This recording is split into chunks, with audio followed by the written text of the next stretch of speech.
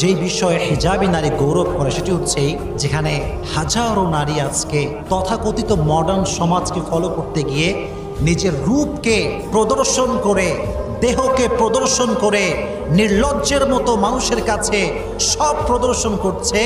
সেখানে একজন হিজাবি নারী হিজাব মেনটেন করে, নেকাব মেনটেন করে, বোরকা মেনটেন করে সে লাখে একজন নারী হয়ে একজন স্পেশাল নারী হয়ে গিয়েছে, ঠিক কিনা বলেন?